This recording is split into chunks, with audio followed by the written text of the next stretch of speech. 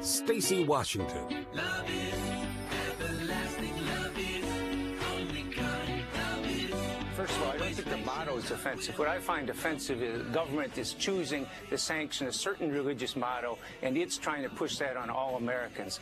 I objected to the proposal for two reasons. One, Senator Hall, the author of it, was saying 21% of Americans don't believe in any God. And despite his saying he wants to be welcoming and uniting people, this is the opposite of that for that 21%. It's something that's foreign to them. It's not welcoming. The second reason I oppose it and strongly oppose it is, as a Christian, on behalf of the other 79% who do believe in a God, I don't think it's appropriate for government to be choosing the terminology, the words, how and where we're pushing things. To me, again, as I said, the motto is not what's offensive. It's the fact that government and politicians are trying to sanction it and tell us where. I think that's a very scary thing, and I don't think that's helpful at all. It doesn't promote religion. It doesn't promote welcoming to the schools and anywhere else. Lauren, what's your opinion? You know, Democrats have abandoned people of faith in this country and a large portion of their voting base.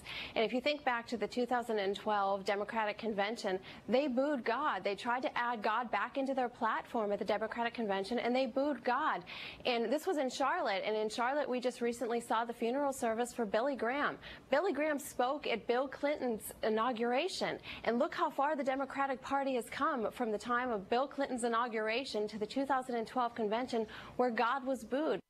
Wow. Welcome to Stacey on the Right here on Urban Family Talk and American Family Radio.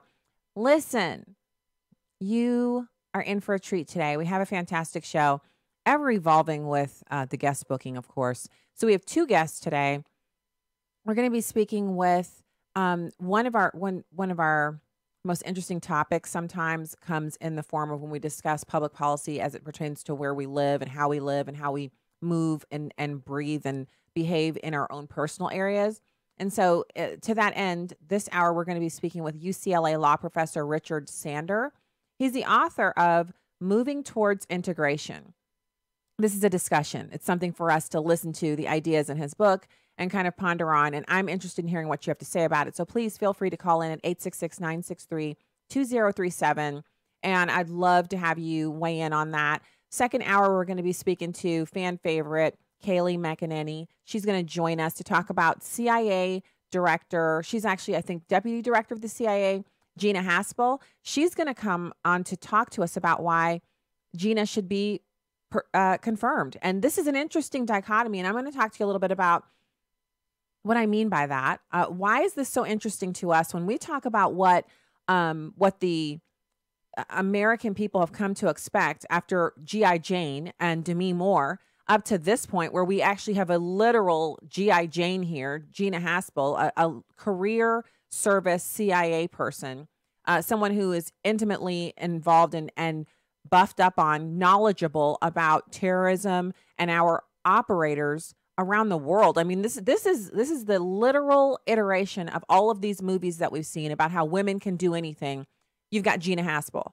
And so it's amazing to me that we don't have Hollywood stars and leaders of the Democrats coming out in favor of not just her nomination, but confirming her because of her background. So we'll get into that.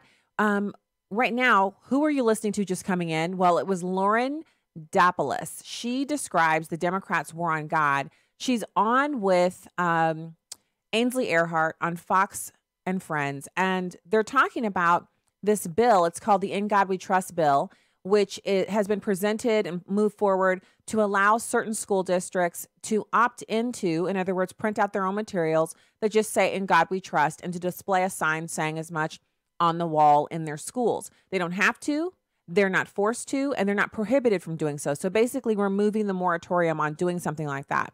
Now, you've got Senator John Marty, and he's against it. He claims that he goes to church every Sunday, but he's against the display of the words, In God We Trust, in our school buildings. Now, we're going to launch right into the encouragement after we listen to this next bit, because I have a couple things to say about this. But first, let's listen to him. He describes his own faith walk in fighting the display of the words, In God We Trust. It's number 5. Our national motto, In God We Trust, causing debate in Minnesota over a bill allowing schools to voluntarily display it on posters. Some lawmakers are arguing against it. I'm wondering if Senator Hall would feel the same if students walked in and instead of the word God, the word Allah, which is the word for God in the Muslim religion, welcome students to their school. It's the God who spoke against money, and the money I carry in my wallet has to say, "In God we trust." I think that's offensive. Okay. So in other parts of the audio, he talks about how he was, he received some hate mail, some hate texts, some hate tweets, some emails that were unfavorable towards him when people found out that he was fighting the bill. They claimed that he wasn't a Christian, and he said he got those messages on his way back from church. He was reading his emails and looking online and seeing that people were upset with him. And so first of all, if I park a bike in my garage, it doesn't mean that my bike is now a car. Garages were built to house cars. The modern day version of a garage is its primary purpose is to provide a place to park your car so that you can get out in the dry and in the warm. So if I park a bike in there or a scooter, or if I just go stand in the garage, it doesn't mean that I am necessarily, by virtue of being in the garage, something located there does not instantly convert into a car. By the same mechanism, a person who attends church every Sunday but displays none of the fruit of that activity is not automatically a Christian. He declared that he was a Christian numerous times during the interview. He even went so far as to say that he was offended towards the end at the assertion that he couldn't possibly be, a good Christian man. And it got a little heated, but here's where I am on it. I think one of the things that we've allowed to happen as Christians in this country is we've allowed people to make the choice for us as to what parts of our lives are appropriate to display in public. Now, I'm not talking about the private parts, your bedroom parts, or the parts of our body that should remain covered for modesty reasons. I'm talking about the simple act of bowing your head over a meal, or saying to someone, "Wow, that's terrible. What you're describing is I feel terrible about what you're going through. Can we pray about that?" Now we're reduced to, "I'll pray for you," or "I'll add you to our prayer jar. I'll definitely try to remember you in my prayers." We're so afraid of the appearance of Christianity that we will absolutely hide it ourselves. So in a country that we used to have atheism was less than 5%, now we have 21% of Americans claiming that they don't believe in God. That's because they don't see us proudly proclaiming. It's not about beating people over the head with it, or only using Christian speak, or women only wearing skirts. You do you. These things are, it doesn't offend God if we decide to practice our Christianity in certain ways. But it's the walk that we're living out that either attracts people to Christ or it repels them. And when I hear someone like Senator John Marty saying, I go to church, but I don't think we should display the words "In God we trust" on our money or on our buildings, it tells me that he has a certain level of shame that he associates with his Christianity. And he's afraid to offend people. And he talked about certain people, like it being in this country, Muslims, practicing their faith, and they believe that God, they call God Allah. Would these same people be offended if the words "In Allah we trust" were on the wall? Well, of course we would, because there's no mention of Allah in the Christian Bible. And so, I know it's possession is 9/10 of the law. We were here first.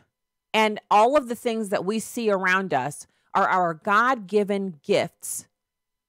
And they're due to us being a nation that was founded on freedom of religion and freedom of expression. God blessed that. He blessed us saying to people, you don't have to be a Catholic. There is no state religion.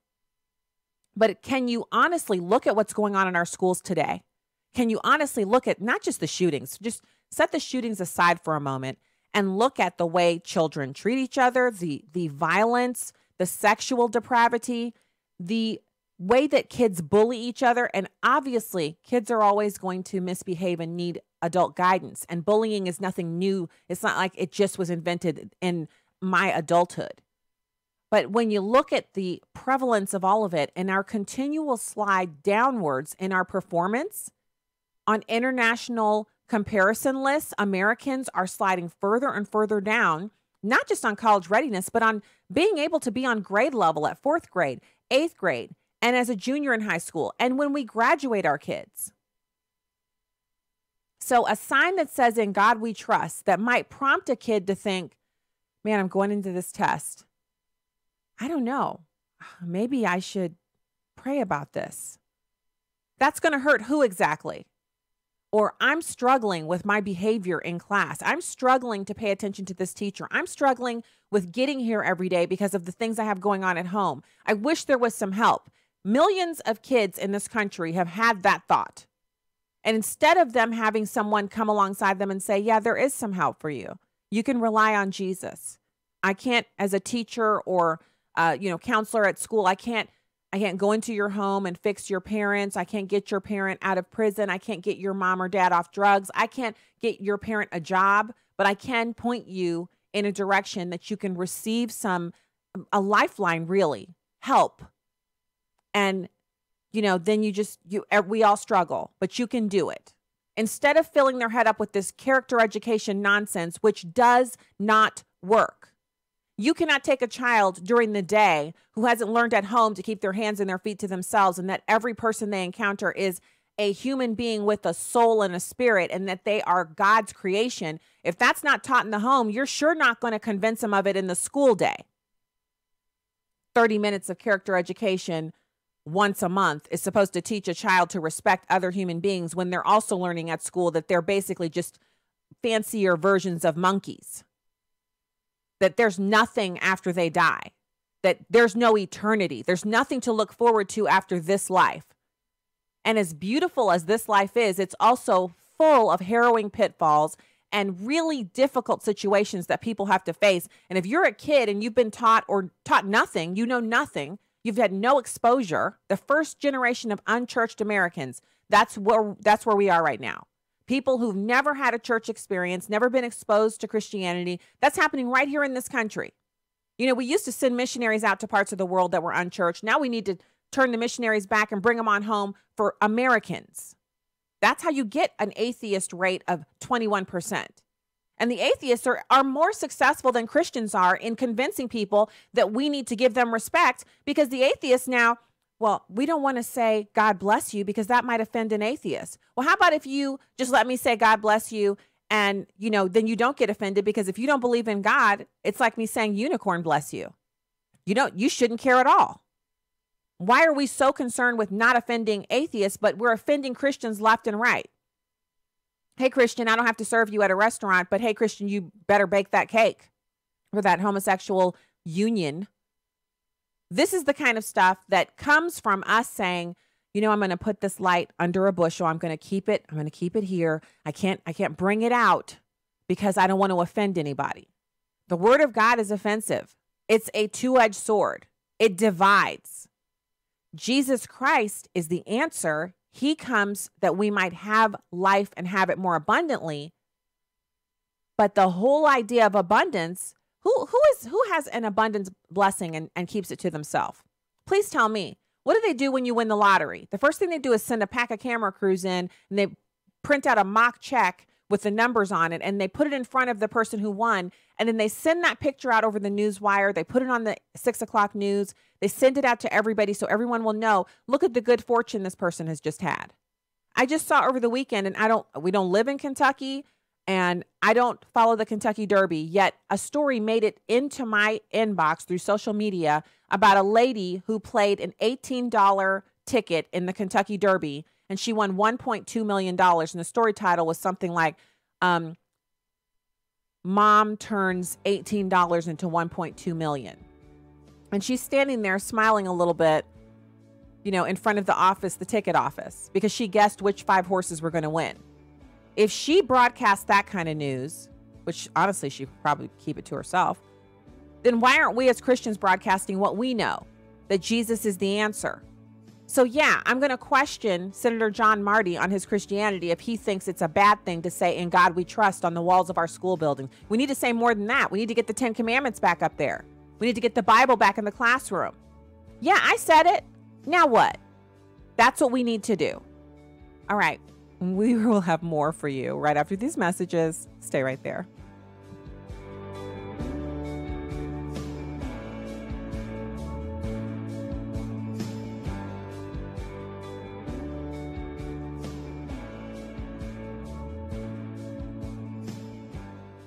Meet Dan Steiner, president of Preborn. Jill came into our center about 8 months ago, and she was in a really difficult spot because her husband her boyfriend was incarcerated.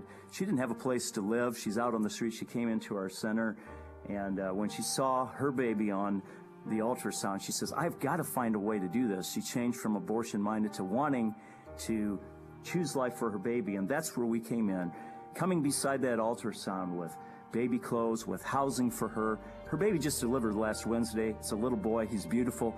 That's the power of ultrasound. 80% of women choose life when they see their baby on ultrasound. To find out more about how you can help save a baby's life, go to preborn.com. That's preborn.com. Or dial pound 250 and say keyword baby. That's pound 250 and say baby. All gifts are tax deductible. Your love can save a life. Up next, Carol Swain with 2 minutes to think about it. From poverty to professor, from GED to PhD, a bold Christian speaking truth to power. Here's Carol with today's 2 minutes. Hello, folks. You often hear people bemoan the fact that Washington seems to be full of people who are overpaid and underexperienced. Every once in a while, someone with a resume full of relevant experience seems to sneak through the doorway, and if we're lucky, even end up in a cabinet-level position. One of those very people has become President Trump's next Secretary of State, having survived the hyper-partisan halls of Congress. Mike Pompeo went through this process when he took his position last year as director of the CIA. It's interesting to note that during those hearings, 14 Senate Democrats, including Chuck Schumer and Dianne Feinstein, voted in favor of him. Pompeo's year at the CIA has been without scandal. He secretly laid the groundwork for the president's upcoming talks with North Korea, and he's had more experience than the outgoing Rex Tillerson.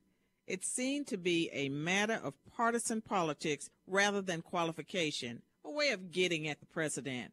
Remember, Republicans supported both John Kerry and Hillary Clinton for the same posts.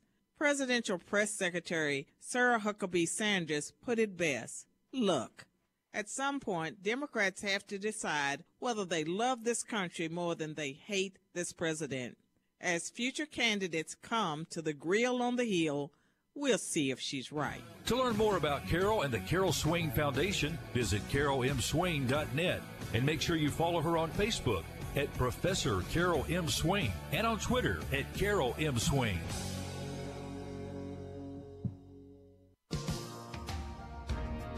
Welcome back to Stacy on the Right on Urban Family Talk. Hello, welcome back. Happy Monday to ya. I did not actually end up attending the NRA, National Rifle Association annual meeting this year. It was a kind of a sad thing in some ways, but God really blessed me for making the decision to stay home. And so that's what happened. And I will have some reporting for you, some general reporting that I gleaned from reading and looking along on social media. And I did have a hit on Fox Business because I did listen to the speech that the president gave there.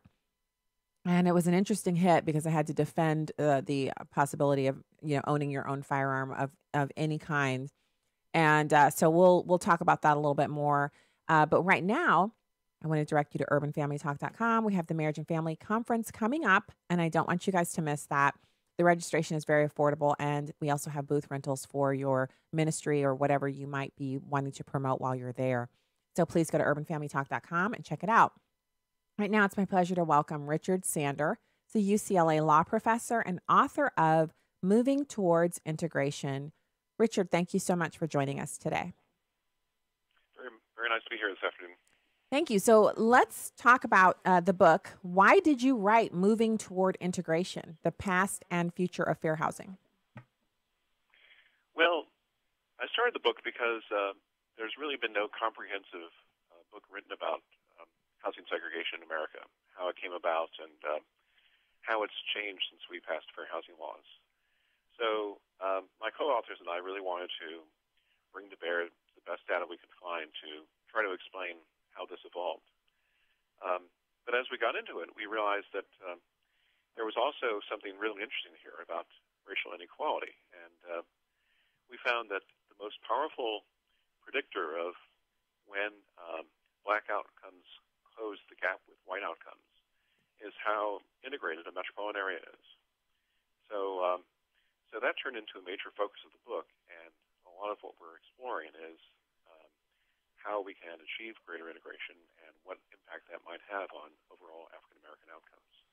Okay, so all right, some of this I have not had a chance to read your book, but I have done a little bit of research on my own on the benefits of integration. It has to occur somewhat naturally, meaning spurred on by communities, but it can be very beneficial for communities that choose to make that step and progress through it over time. In your book, you argue that many metropolitan areas have made progress in housing integration, and that once integration reaches critical mass, it becomes self-sustaining. What does that mean, and how can we tell exactly how integrated a city is? So I think it's helpful to compare a couple of contrasting cities. If we look at Chicago and San Diego, after fair housing laws were passed, both cities experienced a big growth in the number of African Americans moving into white communities. But in Chicago, those moves were often concentrated along the border of existing black areas and frequently resulted in resegregation. There was a greater black presence in a lot of white suburbs, but the overall level of segregation in Chicago didn't change very much. Whereas in San Diego, you had tens of thousands of African Americans moving to San Diego from around the country in the 70s and 80s. And with fair housing laws in place, they very frequently moved into predominantly white areas that really hadn't had any black presence before.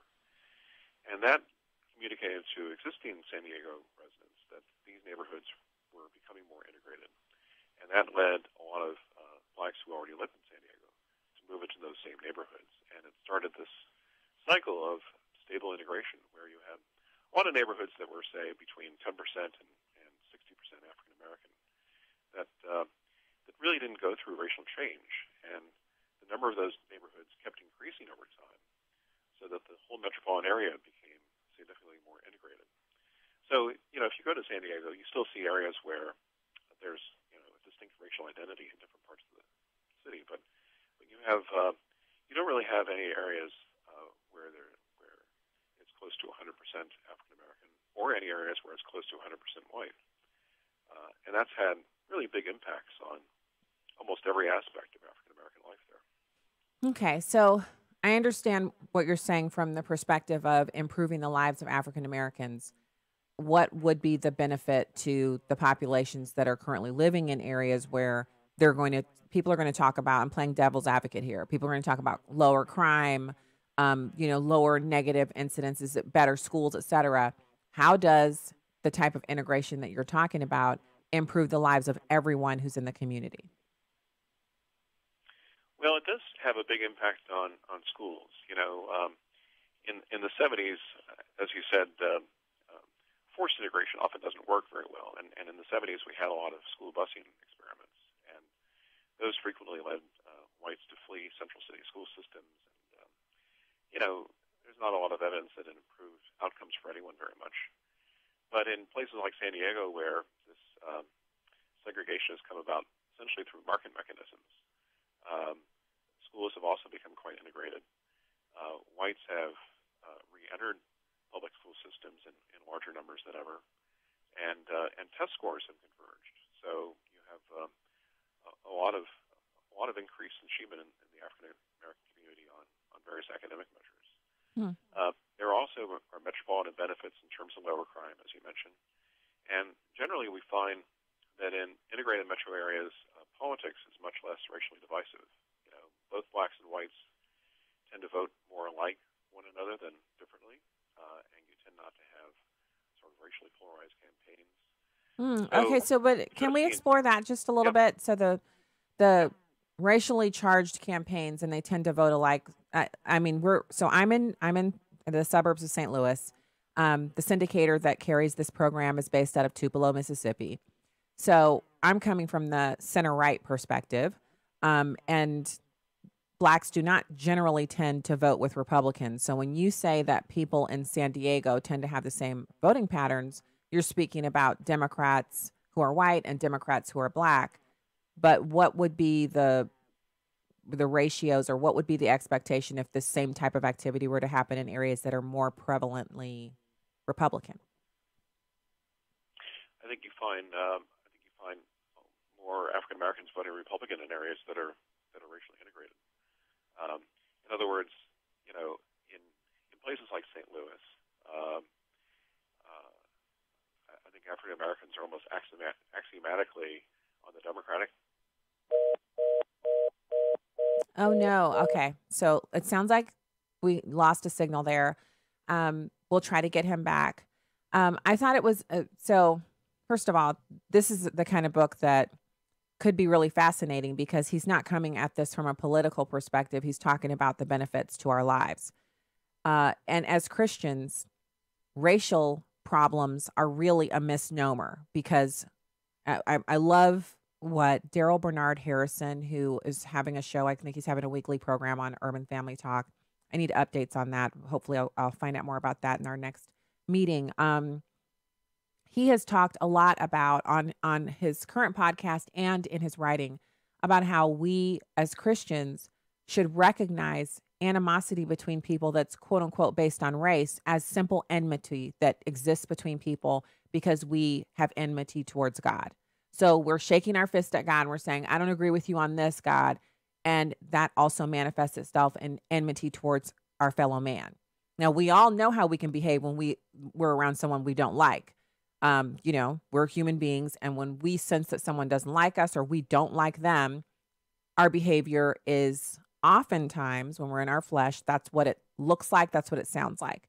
Now, when we're talking about any of these issues about people living together, if we take it from the Christian perspective that God has a plan for us to get along with each other and to work with each other,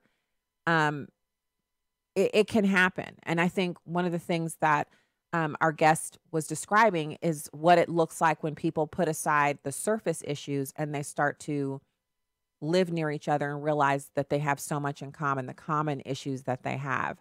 It looks like we have our guest back. Richard, I'm sorry about that. I'm not sure what happened, but thank you for coming back on. Sure, of course. I think I was talking about San Antonio when I got cut off. Yeah. So you see, San Antonio is significantly more conservative than San Diego, for example. But you see the same type of effect where African Americans are more likely to vote Republican, and whites in San Antonio are more likely to support, say, improved social services in the central city.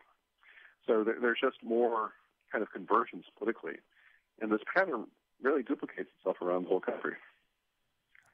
So it's really not a political issue, is what you're saying. You're approaching this strictly from this benefits everyone. This benefits especially minority communities, but specifically it benefits the greater community at large. Because I'm imagining if you're in a community that's more integrated, then you don't have pockets of schools that are basically, unaccredited, and then these really high-performing AAA schools where very few people can afford to live. That the integration eliminates those extremes.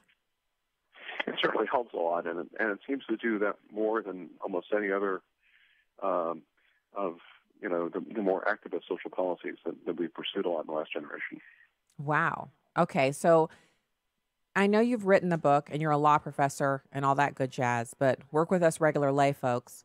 Did you guys do a big research effort first before you did the book, or was it alongside the writing of the book, or how did you come to the analysis that you ended up with for the book, Moving Towards Integration?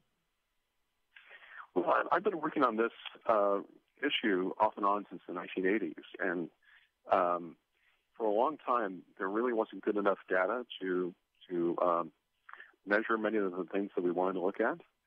But that's improved a lot in the last decade or so. the Census Bureau, the U.S. Census Bureau, has set up programs that allow researchers to get a security clearance and access internal data. And so, yeah, we did a lot of original research for the project that used new sources, and it was possible to, for example, really study migration patterns and see what conditions make stable integration possible. And there's also been much better research in the last 10 years about these questions of, what drives what? Is it higher income that drives integration, or does integration produce better job opportunities that lead to higher income? And a lot of that stuff really reinforced the point that segregation seems to be a key causal force that pushes all the other outcomes forward. Wow. Okay. So some of this is really new information to me. I'm trying to process it while we're talking here. Yeah. Okay. So let's. Yeah, it's exciting. I mean, I really think it's essentially a revolutionary approach to thinking about racial inequality because, in the last 50 years, there's been progress in a lot of areas. We have African Americans are in much more important positions throughout society, right? Right. But median and family income for African Americans is still about the same ratio to white income as it was 50 years ago. And that's been very frustrating to a lot of people who want to see progress. But it turns out that racial integration at the metropolitan level really does bring about that progress. And although there are only maybe a dozen large metropolitan areas that have significant integration now, in all of those areas you've seen really strong African American progress.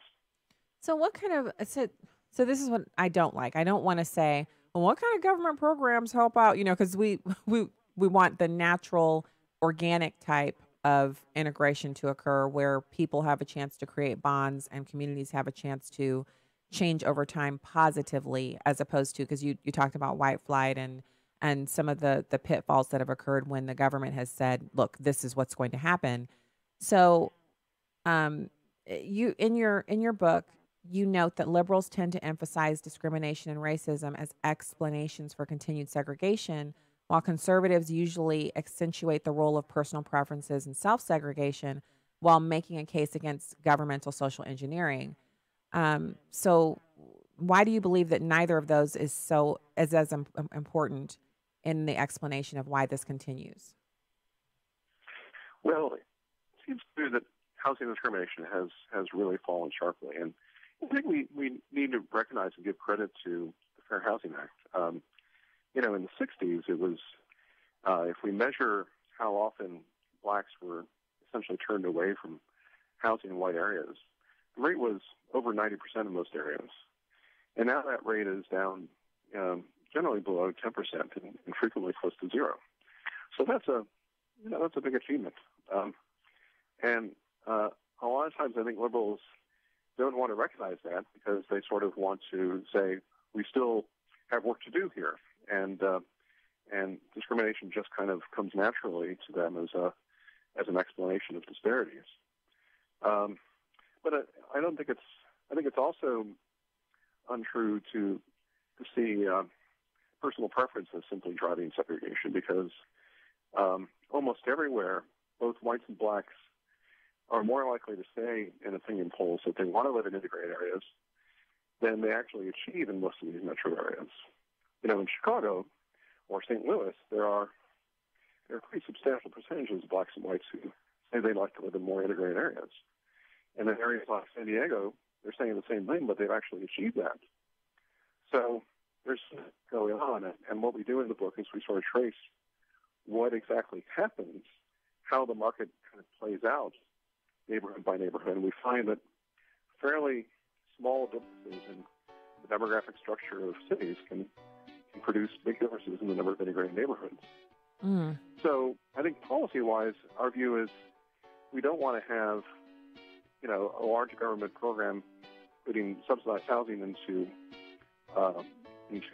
various communities, but it is helpful to try to nudge positive things to happen on the ground in a direction that facilitates integration. Mm. Wow. Okay, well, I'm going to put it on my list for the summer. to read. And thank you so much for coming on. I hope to speak to you again soon. Thank you for doing this work. It's fascinating. And thanks for coming on the show today. UCLA Law Professor Richard Sander, thank you for your time. And we'll be back with more. Great to talk to you too. We'll be back with more after this. Stay there.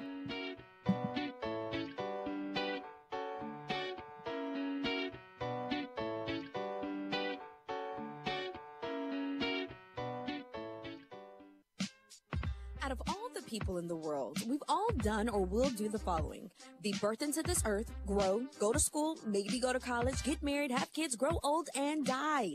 Doesn't sound too eventful when put in that perspective. For many, the thought of discipling someone is foreign from the mind and not even on the to-do list. In Matthew chapter 28, verse 19, Jesus tells us to go ye therefore, make disciples of all nations, baptizing them in the name of the Father and of the Son and of the Holy Spirit. A disciple is more than a student. He or she is a follower of Jesus Christ.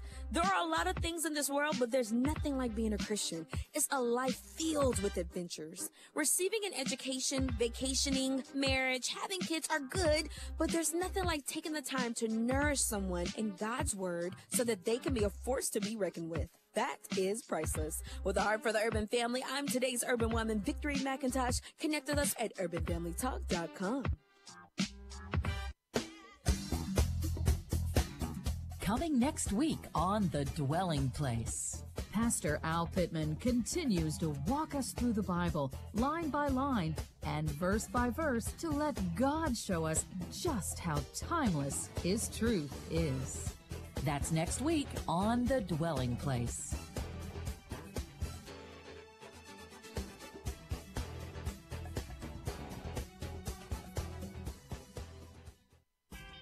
Lonnie Poindexter. Don't ever ask God for patience. Just say, oh, Lord, help me to be more patient. No, don't do that. Well, why, Lonnie? Why shouldn't I do that?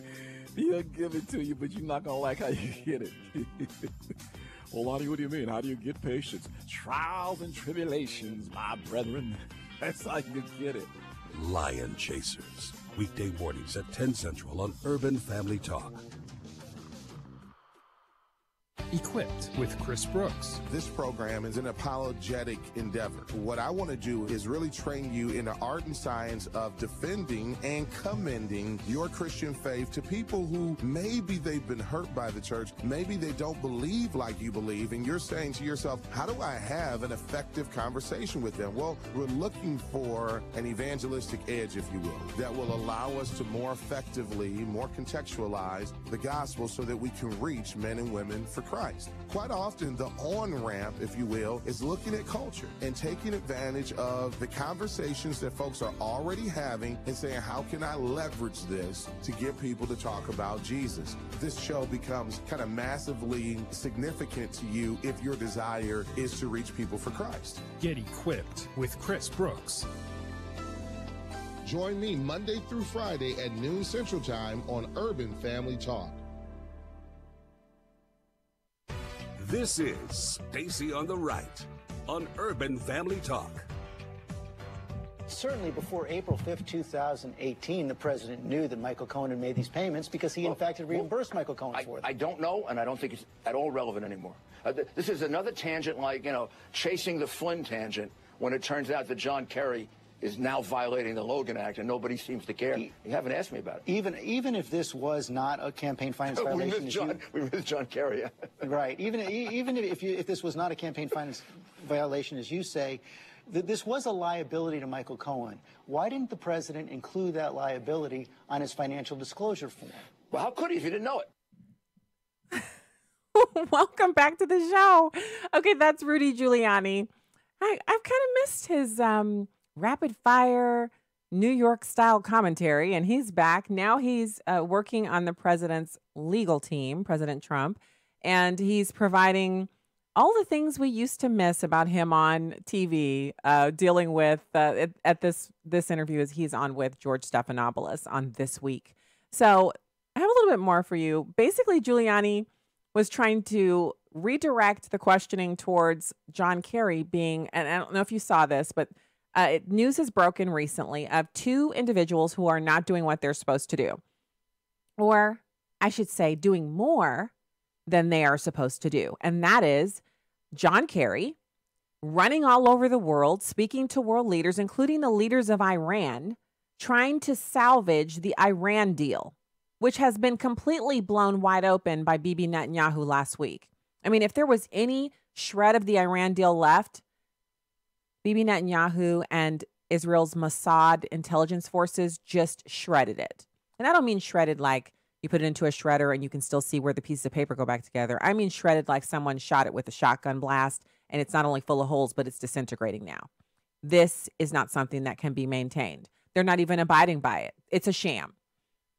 So you've got Kerry running all over the world doing that. And then you have Rosie O'Donnell, someone who, honestly, she should just stay in her own lane. She's doing too much. What do the youth say? She's extra, and not in a good way. She's been giving money to different campaigns and different candidates well above the limit that the IRS allows, that campaign finance laws permit. And so now we have to watch and see if she's going to get away with it just because she's Rosie O'Donnell. But if she was a Republican like Dinesh D'Souza, who just gave a little bit extra, he had to go to jail for a year. We know why he was convicted of that and why he was sent to jail, because he was Dinesh D'Souza and they needed to discredit him. So here he is finishing up a little bit later in the interview. He's talking with George Stephanopoulos about the possibility of President Trump sitting down with Robert Mueller and answering some questions. And he brings up an interesting point that I'm sure will ring true in your ears if you think that Hillary Clinton received special treatment. Even if you think she should have received special treatment, then you have to justify why the president doesn't deserve special treatment too. Because either Hillary's special and so are a lot of other elected officials, or no one's special and she should still be prosecuted. So here he is describing that in number 2. We can assert the same privileges other presidents have. President Clinton negotiated a deal in which he didn't admit the effectiveness of the subpoena. But he did testify. But he did testify before the grand jury. Is the president willing to do that? But only for 2.5 hours, only with an arranged format. Would we be willing to do that? I'd rather have the Hillary Clinton treatment. I think President Clinton was before. But I would rather have the Hillary more Clinton. than 2.5 hours. No, he was 2.5 hours in the grand jury. Well, maybe 3. We'll take 3. But Hillary Clinton treatment is what I'm looking for, and that is no under oath, only a Q&A, and then we get the questions in advance, and they write the report 2 weeks before. Okay. So he said, sure. I mean, let's let him sit down. He says his client wants to sit down. So a number of individuals have come on the record in public and said they don't think that the president should sit down with Robert Mueller because it's a witch hunt. And in these kinds of questions, they trip you up.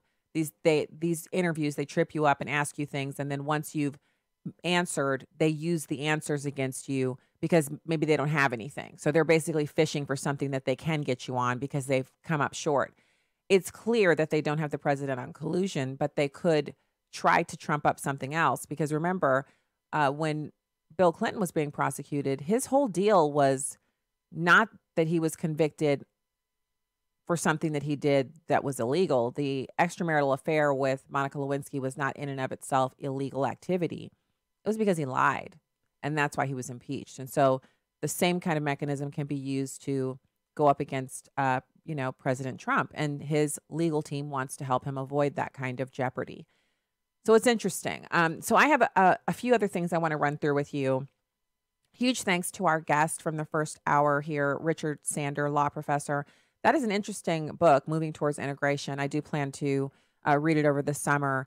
Of course, I'll still be here with you. When I say read it over the summer, it's not like I'm off. I'm still going to be doing this show 5 days a week. So perhaps we'll be able to have him back on and ask him some more questions about it.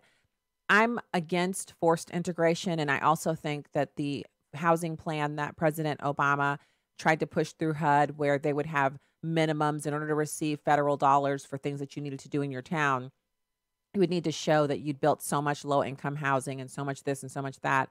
And I happen to live in a little kind of hamlet or village that is kind of exclusively one type of property. And I would not want to see a low-income housing development forced into this neighborhood just for the sake of federal dollars. It's a good cautionary tale for those who are considering receiving those federal dollars, that they come with strings attached, but that's not the way to integrate neighborhoods. Now, My husband and I really believe that by bringing 5 people into this neighborhood, we have integrated it because the neighborhood is that small. But, that's a personal note. So this is a Reuters poll, a weekly poll that they've been doing, since before I was born, I'm sure. And it reflects an upswing in support for the president. Now, this is something that if they're going to report how horrible the president's poll numbers are, we should definitely see them reporting this as well. This one actually has some pretty good numbers. It's May 6, 2018, and they actually issued an apology along with the release. I guess they're so shocked that these are good poll numbers that they had to apologize for it. But it says, overall, do you approve or disapprove of the way Donald Trump is handling his job as president? And the total disapprove is at 49%. The total approve is at 48%. That's all adults.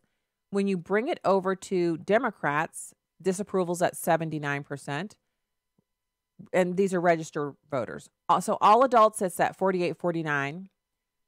All registered voters, it's at 49-49. So he's at parity. Exactly the same number, percentage-wise, of people polled oppose him as support him. When you go to Republicans, it's a complete coin flip. You've got registered voters who are Democrats disapproving at 20%, approving at 79%, registered voters who are Republicans approving at 81%, disapproving at 18%. Slight edge, but really within the statistical margin of error.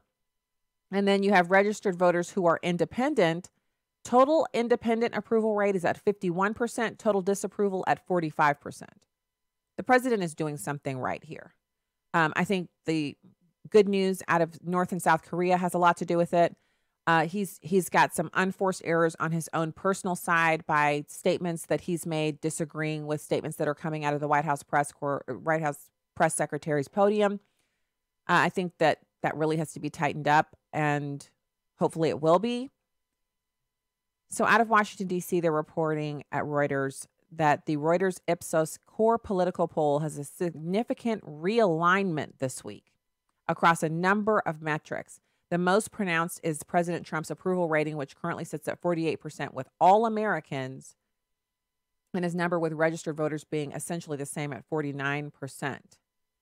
Evaluations of his job performance across the board are stronger this week, from 57% approving of his handling of the economy. That's the tax reform package and jobs. The jobs is the reduction in regulations and the lowering of the business tax rate. And so I have to say, I'm wondering, why don't Democrats do this kind of stuff? Honestly, I'm being genuine here. I'm not being sarcastic. Why can't Democrats just agree that it is in the best interest of everyone, especially because they complain behind closed doors that they don't like paying high taxes. And we know they don't like it because they move out of states that have high tax. They move to low tax states. They move to Texas or North Carolina and Tennessee in droves. They go to those places that they sneer down their nose at. This is so country. The people there are so backward, but the people there have low taxes. So they move down there. Why don't they just have the same policy? I mean, everything doesn't have to be adversarial. We can all agree that, for instance, children love ice cream, and most adults, and even lactose intolerant adults, enjoy lactose-free ice cream. So if ice cream is what we could call, just for the sake of this argument, a universal good, why could not low taxation be also a universal good? Why couldn't the Democrats formulate their policies around that so that they could say, we oppose you on these social issues and foreign policy, et cetera, but on taxation, we agree because we like seeing Americans at work. I'll leave that analysis up to you. So back to the poll. They asked questions on the U.S. economy, foreign policy, healthcare reform, employment and jobs, dealing with Congress, dealing with ISIS, international trade, taxation, corruption, the environment, immigration, the way he treats people like me, the effort he is making to unify the country, and Russia. They asked questions on all of that. And the numbers are fantastic. U.S. economy, 57% of Americans approve. Foreign policy, 48%. Employment and jobs, 59% of Americans approve of the president's behavior there. 58% approve of his dealing with ISIS. 50% approve with his immigration policies. 52% approve of the taxation policies. 44% of Americans approve of his dealings with Russia. obviously that's not the majority. But I still think it's ironic that that number exists. All right, let's go to the phones really quickly. We've got Kyle in Washington, D.C. Kyle, thanks for calling the show today. Hi, thank you. Thank you for having me on. Sure. So I have to admit, I was not familiar with this show. I just saw it on Periscope, and I saw you talking about the Iran deal a little bit. Yes, we just touched on it. Yeah. And so you briefly mentioned Netanyahu's his presentation last week on Israeli TV, and you talked about how it blew holes in the Iran deal, and I was wondering what exactly you thought that presentation clarified. Well, basically that the Iranians are not abiding by the deal, that they're operating additional sites that are basically secret sites where they're continuing to develop and enrich uranium so that they can achieve a nuclear, bomb. And that is expressly prohibited in the JPOA or JPLA, whatever the abbreviation is for it, the Iran deal. We actually prohibited them from making those types of actions and doing those things until the end or conclusion of the deal, and they've been doing it the whole time. So as far as I was under the impression is that the presentation actually didn't do any of that. It actually was talking about communications that they recovered within the Iranian government before the Iran deal. So basically outlining that they were publicly lying about the nature of the program or to the extent at which they were developing uranium, et cetera, but nothing about what's actually happened since the Iran deal. And so, I mean, again, maybe I'm wrong, maybe I don't have all the information, but that was my impression. Are you 100% positive that that's exactly what was outlined in that presentation? Well, I watched the presentation. That's what I'm remembering. Maybe I'm misremembering. I guess my question for you is, since you're calling and asking me about this, so you're in favor of the Iran deal? Okay. You're in favor of it? I think it is, it helped delay their, and I have to say, I will admit I'm not an expert on it, but I do know that a large part of the Iran deal was getting allies, Japan, the EU, et cetera, on board with it. And I find it interesting. I guess my main criticism of a lot of the criticism of the deal itself on the right now is that it's not really based on any actual data. As far as I know, they are complying. They haven't fallen out of compliance, and if they according to who? I don't understand why they, according to the parties, the IAEA, or I can't remember the acronym. I mean, again, as far as I know, and I guess my question would be, why is it that the EU, who has just as much skin in the game as we do, why is it that they are not finding this lack of compliance that I would say exclusively the American right seems to think exists? Why are they lying?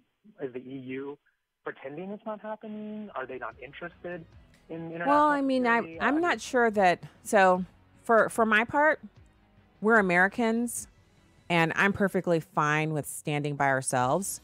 But as far as us deferring to the EU's judgment on it, they can't even control their borders. They have zero interest in being strong against Iran. They like to bow down to these kinds of dictators. That's their way of dealing with them.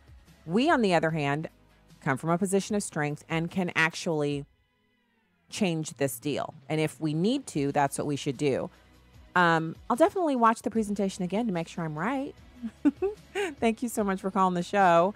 That's the music, which means that's the end of hour one. We'll be back with hour two after these important news and information pieces from One News Now. Stay right there.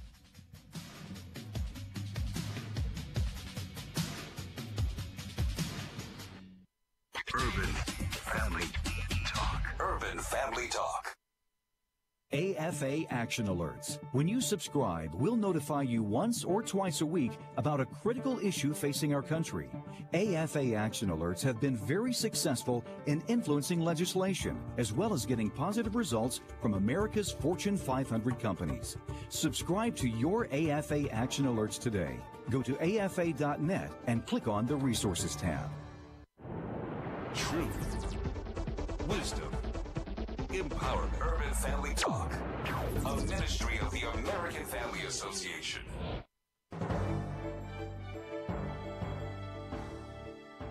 For American Family News on the Hour, I'm Chris Woodward.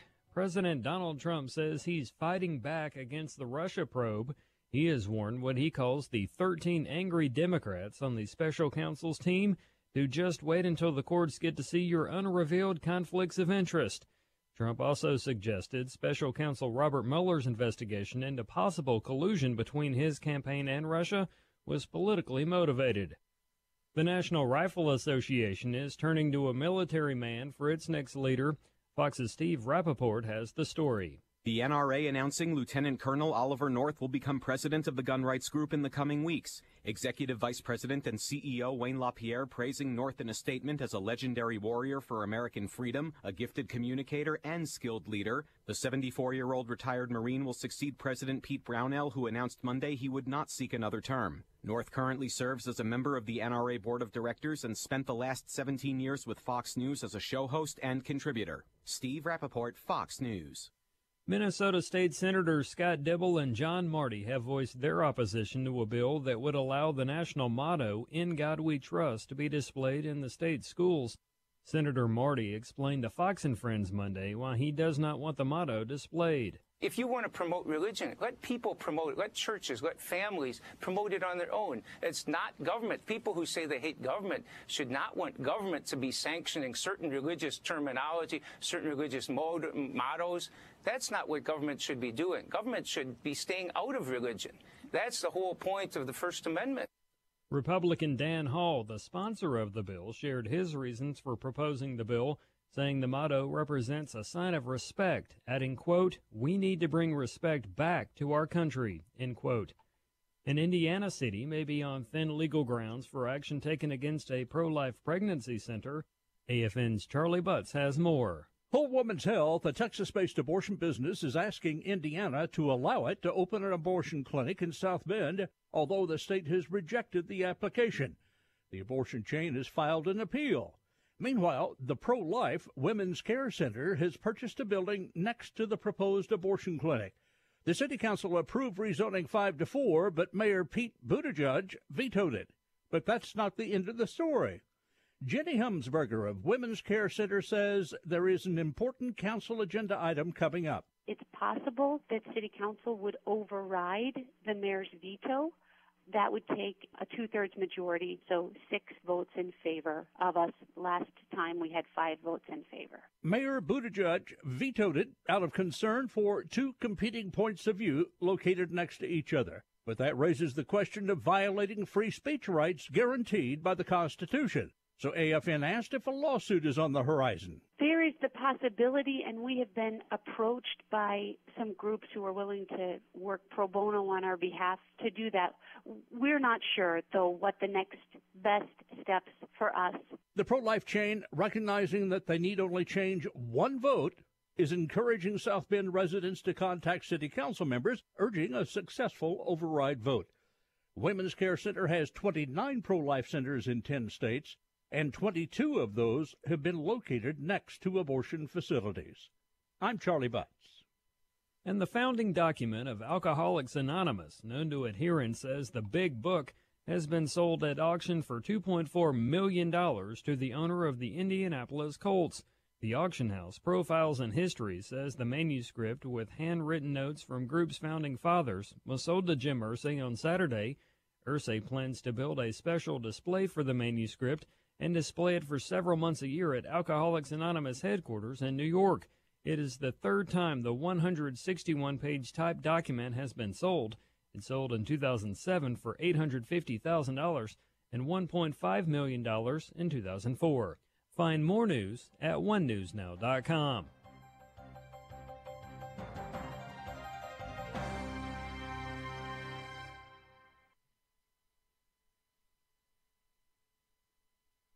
Who is today's urban woman? Today's urban woman is about empowering herself, empowering her family to empower our future. We have a wealth of opportunities here in America. There are no excuses. Everyone should be able to empower themselves, educate themselves, and be stewards of our society. Today's urban woman, here to stay, and we're moving forward, never looking backward. I'm Deneen Borelli, and I am today's urban woman. Welcome to Stacy on the Right with your host, Stacy Washington. I want to kick it off right there because Nancy Pelosi had a lot to say this last week. We have it up on a graphic. She told I think it was the Boston Globe, we will win in November and I will run once again to be the Speaker of the House. And you say? It's probably one of the scariest things I've heard all week because picture it come November 9th, waking up if the Democrats controlled the House and Nancy giving this congratulatory speech and becoming Speaker. What we had just transpired in the last year will all be reversed. So the number we just got today, unemployment below 4%. We have not seen that in more than 18 years. If you have a child going off to college, it's their entire lifetime. Instead of them fearful leaving college and moving back home, they're going to get a job. You look at 90% of all Americans, they got a pay raise with a tax cut. Nancy Pelosi called that Armageddon and made sure no Democrat would vote for that. You've got 48 out of 50 states, their electrical bills are lower because of that tax cut. That would be reversed. Or 2 million more jobs in the last year. North Korea now talking to South Korea. The VA reform that no longer a GI Bill is only 15 years or you lose it. Battling human trafficking. Something we've been trying for the last 10 years. We have now shut down Backpage, those things on the internet that contribute 70% of all the 100,000 people who are trafficked in America. And we have so much more to do.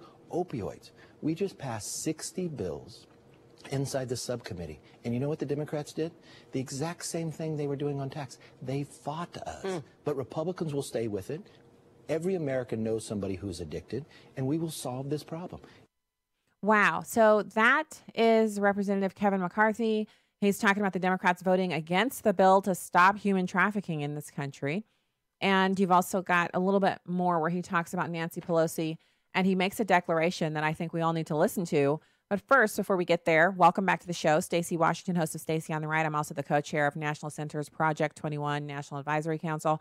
And it's a pleasure to be with you today. We're discussing John Kerry violating the Logan Act and Rosie O'Donnell violating campaign finance laws.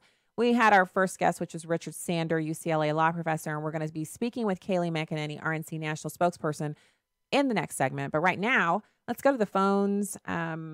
We have Byron in Maryland. Thank you for calling into the show. Hi, Stacy. How are you today? Great. How are you?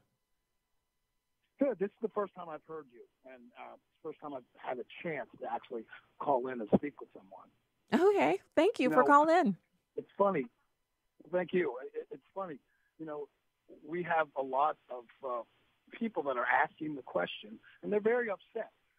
Why? There's no indictments for Hillary, no indictments for Comey, and so on and whatever.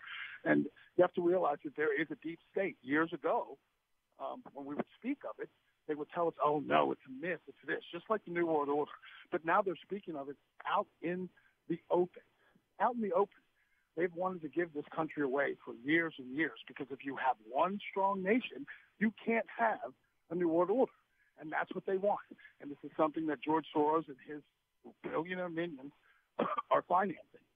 And that's what we need out there. That's what we need the people to know. I know that Sean Hannity has tried to kind of, I guess, get the tip of the iceberg, but, we really need people to really say what's going on right now because we are in trouble. The Democrats get back in again, our country's gone. I don't even think that we'll ever vote again. They'll pick up something, some kind of problem that we're going to have that says, oh, we can't vote, it's too dangerous, blah, blah, blah, whatever. And I think that's what's going to happen. I think a lot of people realize that. If you look on the actual internet, there are a lot of patriots out there that are ready, pretty much lock and load. And that's true. I hate to say it, and I would hate to have it happen, but this is what's going to happen if we don't get these people under wraps and put the right people in jail very, very soon. Wow. Well, thank you so much for calling the show. Thanks for tuning in for the first time. I hope you can catch us on a daily basis. We always have different guests on the program. I also interview people from the left side of the aisle. I love to hear their perspective, and I really appreciate you calling in and catching the show. Thank you. I have to say, that is one of the fears that we have is that certain things that Democrats would do when they're in office. And Democrats have corresponding fears about what Republicans will do in office. But I have to say, I'm looking outside. The cattle cars have not yet come to pick me up because I'm a woman or because I'm black. And, you know, people aren't being, I know there's a lot of talk about upticks in racially motivated violence, but the statistics do not support that. Statistically speaking, we're pretty much in the same spot as we have been for the prevalence of these occurrences, these negative types of things, the racially motivated things. So for me, we have to point back to what God's word says about how we're supposed to interact with each other. And I've experienced racism before. It's never fun. It's never something that I want to experience again. But it has happened, and it's not so much that the person is doing it because it's racially motivated. It's that the person is being vile to you, period. If they're being vile to you because you're too tall or too fat or too thin or too short or what have you, it's still vile behavior. I'm not minimizing it, so please don't email me and say I don't believe in racism. I do. I believe that people practice that kind of hate towards each other. I also believe that we treat each other badly for other reasons that we feel totally justified in doing. And, you know, guilty as charged over here as well. I'm not a paragon of virtue. So this is what we have to deal with. We have to go to the source where we can actually get some change, some substantial change within ourselves, because we really can't change ourselves on our own without the help of the Holy Spirit. I want to listen to the rest of this Rudy Giuliani bit and then have something else for you that I wanted to get into this segment. Actually, I'm sorry, not Rudy Giuliani. We were listening to Representative Kevin McCarthy talking about the possibility of the midterms being a shellacking for the party in power, which is traditionally the truth. And so he goes on to share a little bit more in number 8. We know that history is not on your side, right? During the middle of a presidential term, usually that party does lose seats. Only 2 times since World War II has the party in power that had the White House on our side gained seats, 1998 and 2002. I believe at the end of this day, Nancy Pelosi will not be Speaker. Republicans will keep the majority, not because we want it to happen, because what we have achieved. You are finding that the world is becoming safer. We've made the investments into our military. You have found that we have made economic strength. Don't discount unemployment below 4%, first time in 18 years. That is unbelievable in the stretch of where we're going. 2 million more jobs have been created just in the last year. How many millions of people have got a bonus because of the tax cut? Then think of this. One company gave 1.2 million people a longer maternity leave. That is amazing. That is some fantastic information. So I want to pivot over to the personal side. I want us to kind of take mental stock here. And this is something that it's a great time to do this during the year. It's May. And if you're one of those January resolution people, then now's a good time to take a checkup, take a look, see, get your little measuring tools out. I was here. I said I wanted to be here. How close am I? I know there's one area where I've just been talking about and reading books about and working on, but I've made no movement at all. Absolutely zero movement on my, it's a new year. I'm going to redouble my efforts in this area. Other areas I've made some movement and it's been great. So the first thing I want to do is we need to banish, it's in my opinion, a lie from the pit of hell. And that is that Christians shouldn't set goals. That when we set goals, we get ahead of what God has for us. It's not about saying I'm the ruler of the world and I say this is going to happen and then this is going to happen. Goals are where you say, I would love to see myself here with, this amount of money saved, or, this level of physical fitness, or, this area of my work. And what can happen is if you set a goal and you're not seeing any movement in it, you can come under attack where you're feeling like, you know what, I'm not getting here because this must not be what God has for me. Well, everything that God has for us doesn't just come to us, you envision it, you think about it, you stick it up on a vision board, and then within 48 hours, boom, there it is. That's just not how this thing works. Life is full of you setting goals, reassessing them. Some of them aren't where you're supposed to be, but you can't figure out where you're supposed to be unless you pray and commit your work to the Lord. And then you have to sit down in the real and the natural where we exist and say, this is what I want, or this is what I hope for. I want to write it down. I want to be intentional about it. And then I want to work towards it. I want to break it into smaller steps and work towards it. And so the reason I'm sharing this with you is as much to encourage myself as anyone else. This is the encouragement. But I want to make sure that people out there, if you're not seeing traction in an area, I want you to hold firm. I don't want you to give up. So here's what God's word says about this type of thing, this goal setting and working towards things that we want to accomplish. In Philippians 3:13-14, it says, "Brothers and sisters, I do not consider myself yet to have taken hold of it. But one thing I do, forgetting what is behind and straining toward what is ahead, I press on toward the goal to win the prize for which God has called me heavenward in Christ Jesus." Now, obviously, this scripture can be applied to winning souls for Christ and discipling others for Christ. And we have to do that. But we also have to work and earn a living and set goals for ourselves to achieve things that are going to help us advance in, other areas of our lives. We all live here on this earth and we all have to do and breathe and get stuff done. And so it is not a bad thing for us to set goals or to have things that we want for ourselves. Also, Psalm 37 verses 4-6 says, "Take delight in the Lord and he will give you the desires of your heart. Commit your way to the Lord, trust in him, and he will do this. He will make your righteous reward shine like the dawn, your vindication like the noonday sun." It also calls to mind when we're talking about in Psalms where it says he will prepare a table for you in front of your enemies. So a feast for you to eat, and he'll prepare it in front of your enemies. So God wants us to rely on him. He wants us to first things first. We got to put him first. We have to say to ourselves, what about this? What part of this is the desire of my heart, and how can I commit that to the Lord so that he can answer this? And then the other part is that you just say, I've got to work hard at this. And when I catch myself not working hard, when I catch myself veering off course, I have to correct. I have to reassess, evaluate where I am on the continuum, and then change my efforts, redouble them, whatever needs to be done so that I can keep working towards this. What I've noticed most often, and I've even had someone tell me this before, a very wise person told me that people that I see who are very successful at a particular thing are not because they're the very best at it or they're perfect at it, they've never made a mistake, or they've never veered off course, or they've never tried and failed. It's that they keep going. They don't give up. They don't decide, well, you know what? I'm not seeing any results. I'm going to quit. I'm going to try something else.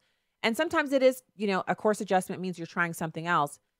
But successful people continue on. They don't abandon the goal. So I want to encourage you. If there's something you're working on, if there's something that you feel deep inside, you've set it as a goal and God has that on your heart and you've committed it to him, do not give up. You just have to keep going.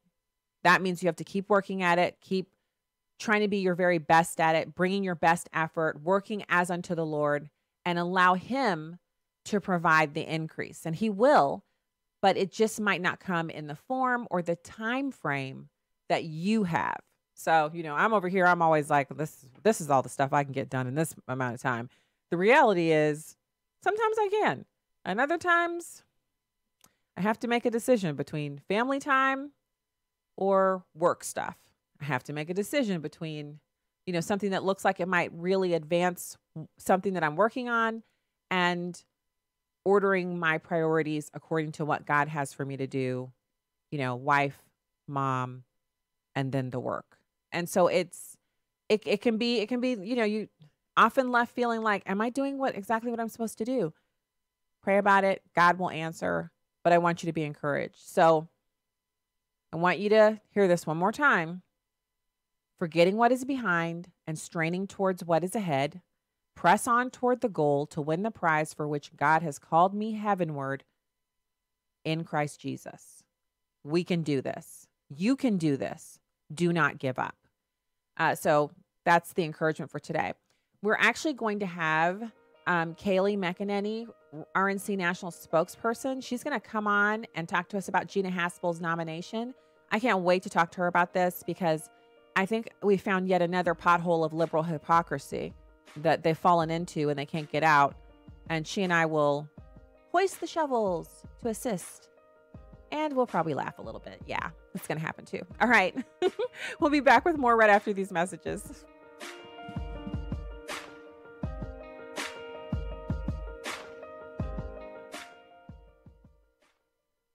Okay, so the big question for any decision you're going to make, is this actually going to work?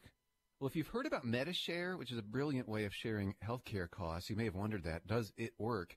Well, so did Dr. Stuart Hoover, who initially joined to save a lot of money. The typical family saves about $500 a month. Stuart saved even more. When we first joined MediShare, we were immediately going from a little over $1,600 a month down to $460 basically a month. So that's wonderful, but then his wife needed emergency surgery, and the bills added up to $160,000. So we were seeing the bills coming in, and then the bills were being paid.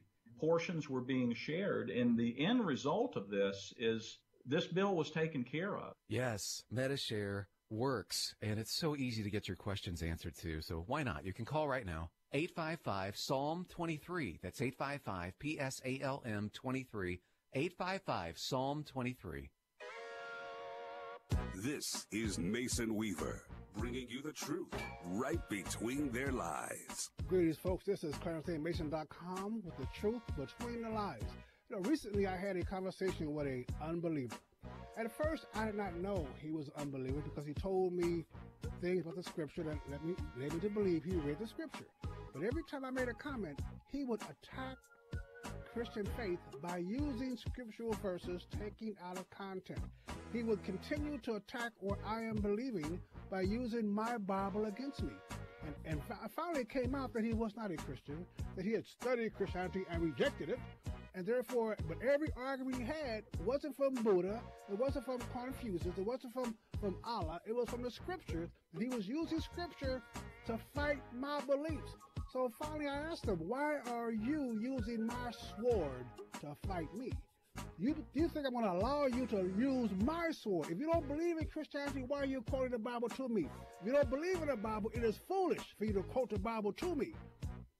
Don't allow another warrior to use your sword against you.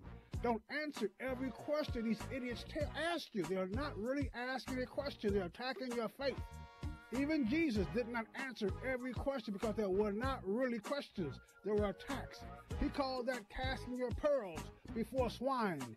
Leave these pigs where you find them. I cut him off. How dare you use my scripture to attack my beliefs? Use your own. Oh, I forgot. You don't have any scripture. You don't have any fulfilled prophecies because you're worshiping a dead belief. This is ClarenceAMason.com with the truth between the lies. You have been listening to Mason Weaver. Our email address is ClarenceAMason@ClarenceAMason.com. Welcome back to Stacy on the Right on Urban Family Talk. Welcome back, everybody. At Stacy on the Right on Twitter and Instagram. StacyOnTheRight.com is where you can subscribe for the newsletter, and I really appreciate you doing that. When you get the newsletter in your email box once a week, please click it and check out what I've put inside there. It's different now. It's more links and more interesting things for you to peruse, information that would be great for you to kind of catch up on or prepare yourself for the week ahead. Right now, it's my pleasure to welcome frequent guest to the program and fantastic American, Kayleigh McEnany, RNC spokesperson. Hey, Kayleigh, thanks for coming on today. Hey, thanks so much for having me, Stacey.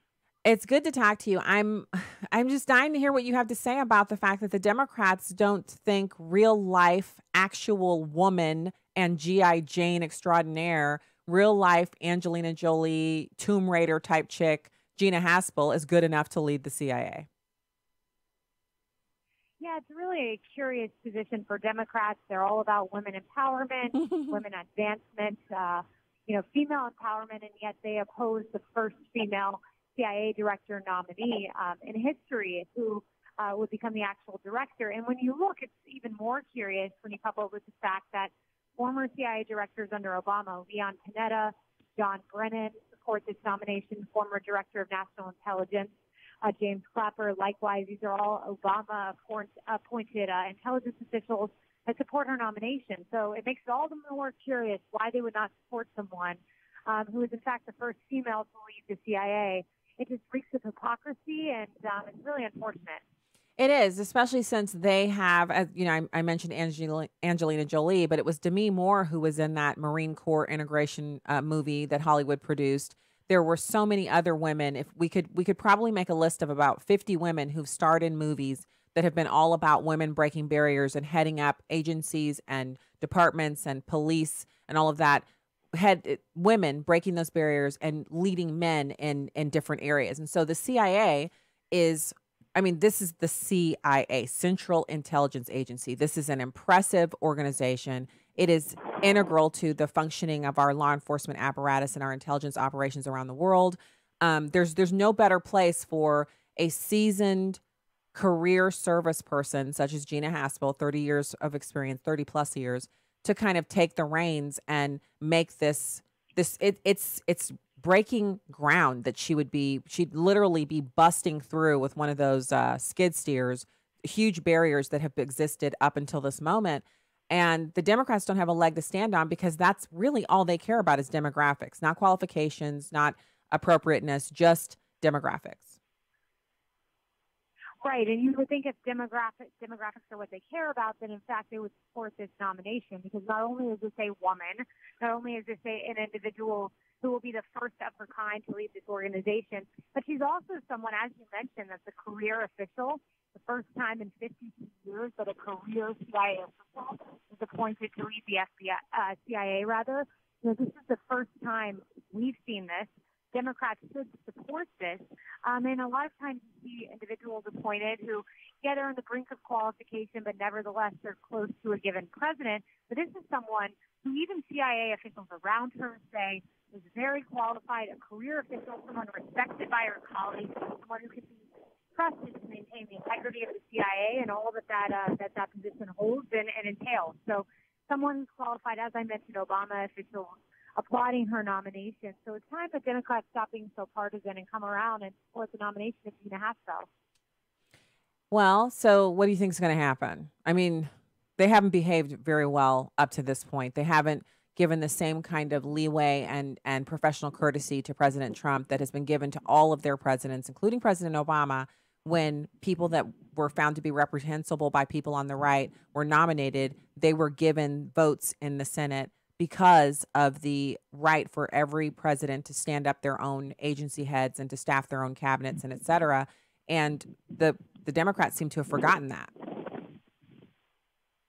They have forgotten that, and you saw that very clearly in the nomination and confirmation of Mike Pompeo as Secretary of State.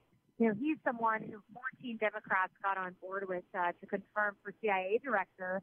But nevertheless, these same Democrats that confirmed him for that position now are opposed to him for Secretary of State. Again, he's someone who's very qualified, deserving of that position, but was opposed up until the very end, and he ended up being confirmed. And I hope Gina Haspel is the case where Democrats sit back and they realize that this is someone we cannot oppose, we cannot afford to oppose, because it just looks like blatant partisanship. It just looks like you're doing something for the sake of being a Democrat and opposing Republicans and not for the sake and the betterment of this country. So I do think that he'll narrowly eke this one out, but it shouldn't be a narrow margin of victory. It should be a wide margin of victory given her qualifications. And that's why, you know, we got to echo what Sarah Sanders said. This is blatant hypocrisy, what you said to start out your program. And okay, so let's handle the elephant in the room, Kaylee, because I know you're not afraid to answer the tougher questions. And that one that has been posed to me when I've talked about this is, well, but didn't she reside over some enhanced interrogation? And I'm like, yeah, that's what we were doing at the time. And so she was in on that. And now we're not doing that. And now she's not doing that. What's the big whoop? Right. I mean, I think that you hit the nail head on. You know, this is something that we were doing to protect our nation, to protect our country, at a time when Americans were very nervous about the prospect of a terrorist attack, and rightfully so, given that we had 9/11 fresh on our minds. And, you know, when we look at these enhanced interrogation methods, obviously, you know, there's something that bipartisanly people say we shouldn't repeat today. But at the time, it was something that we thought could move the ball forward.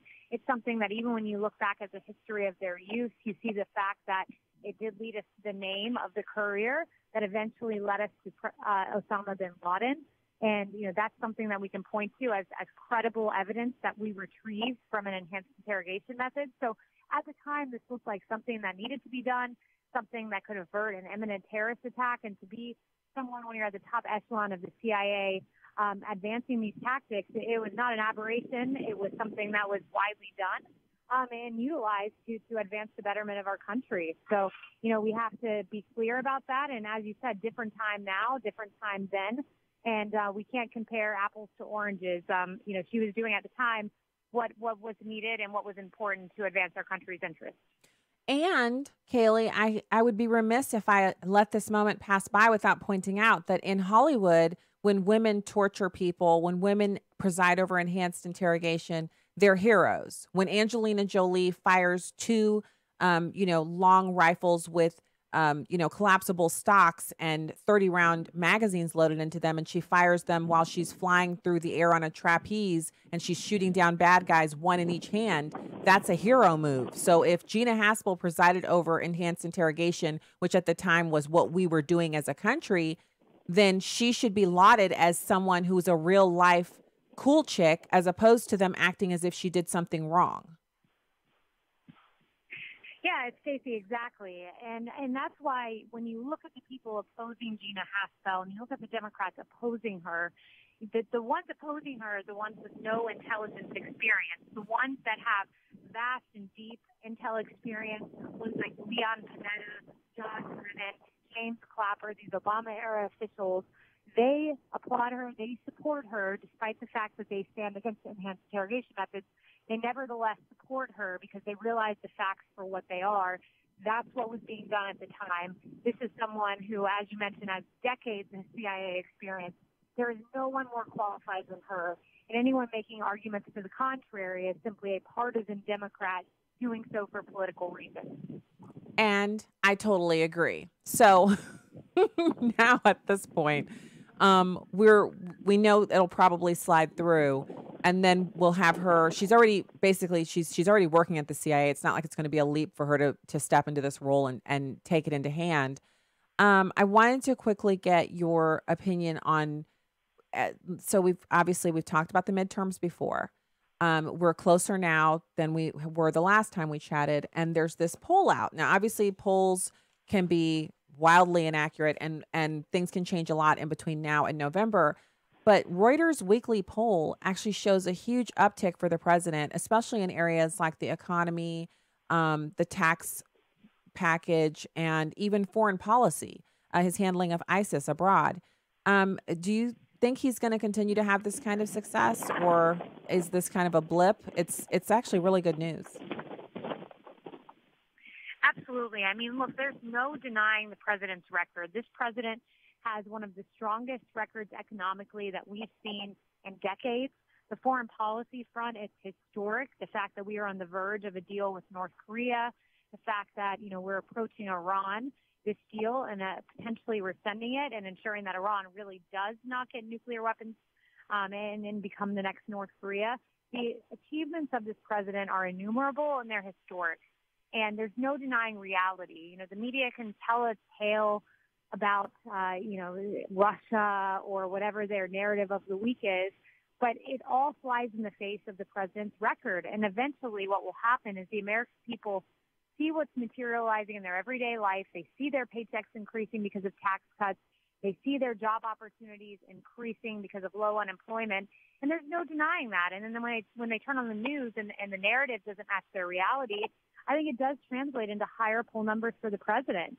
And it's important to share the good news, get the message out there, because as you said, midterms are quickly approaching, and it's something that is crucially important to maintain the president's majority, and to do so by touting his record and sharing his great achievements. Absolutely. I'm totally on board with you on that. I think, when the reality of your paycheck and your now these 1.2 million employees have extended maternity leave, and so many other thousands of employees have experienced, tertiary benefits from the tax reform package besides their increased, keeping of their own dollars in their paycheck.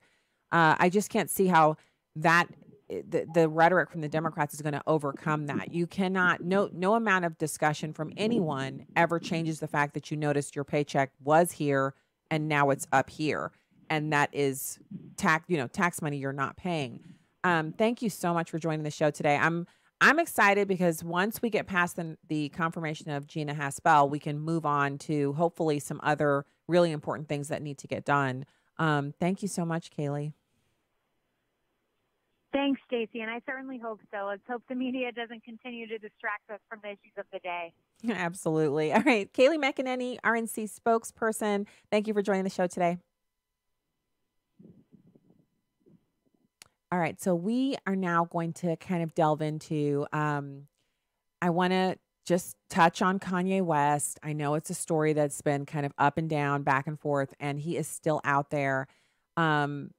He's still tweeting out things like, now it's kind of interesting. People watch his Twitter feeds and retweet his tweets about different searches he's executed. So he's been searching out and watching material and, kind of buffing up on what different conservatives say about different topics.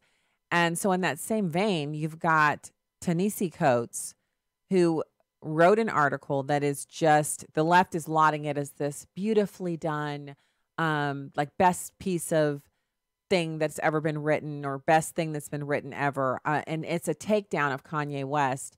He calls him ignorant, says he doesn't know anything about different topics, which is funny because the left often tells us that basketball players and other individuals who are in the commercial eye are also perfectly fine to comment on politics. But now they're saying Kanye West doesn't know enough. He should be quiet. He shouldn't comment on politics. Now, last weekend, not this past, but weekend before last, it was Stephen Colbert on one of his programs. He said that, Kanye West need to be quiet and to sit down and stop commenting. And I call that a dog whistle for everybody else to come out. And he said he was an Uncle Tom or something horrible, some slur. And I said, this is him saying, look, everybody attack him. He's stepped out of line. And that's the problem here. If the Democrats really believe that blacks could be conservative or Republican or independent or, Bernie Sanders socialists, it'd be fine. But the only place blacks are supposed to occupy is on the left. And ideologically speaking, if you believe in that stuff, then fine, get over there and experience the malaise and sorrow that is being a leftist. But if you decide for yourself, hey, you know what? I think I want to look at some different political options, then that's when they have to bring everything out and attack you. And you can go on my Twitter feed where I tweeted about how I just do not appreciate what Ta-Nehisi Coates wrote about the subject of mental freedom. He has all this stuff in there about how Donald Trump is this avowed racist and he hates Muslims and he hates blacks and he hates this one and hates that one, hates women. And these things are lies. And so I tweeted that out and they're all in my Twitter feed saying that, well, first of all, I should have read it. I did.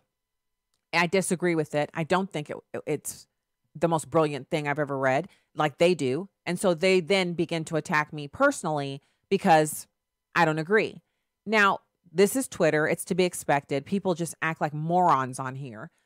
But the fact that they're all leftists, and I tweeted it into the hashtag Ta-Nehisi Coates because he was trending this morning, and their attacks on me are basically that I'm too vapid to understand what he wrote because only people who understood what he wrote can appreciate it. And if you don't appreciate it, then you didn't understand it. Do you see that? Do you get that reasoning? It's kind of like the UC Berkeley panel, the California University System panel that has come out and said that conservatives only want to speak at universities, college campuses across the country to provoke people that disagree with them into violence. As if to say, the reason that these people are violent is not because they're violent nincompoops. It's because they've been provoked by conservatives and therefore they're without, like you can't blame them. They're without responsibility. It's the conservatives' fault that they're losing their stuffing and behaving this way. Yet another ridiculous assertion. Yet here we are. So I think that obviously anyone can write whatever they want. Any person can come in on this. You can come in on the side. Like I've had a few people express to me that they were coming in on the side that they don't care what Kanye West thinks. They want to listen to what they call real conservatives. I find it interesting because it's just another example of how you're not allowed to think anything but what you're told to think if you're Black. And the first thing I say to that is, no, I will think whatever I want to think. I'm free. I have all the liberty given to me by God, and then what's enshrined to me in the Constitution. And I know all about it. I went out, I fought for it. So have my ancestors. So no thanks. I'm not going to be ideologically shackled to the Democrats. I refuse. I don't care what you call me on Twitter. So we'll be back with the last segment of the show right here on Stacey on the Right. Stay there.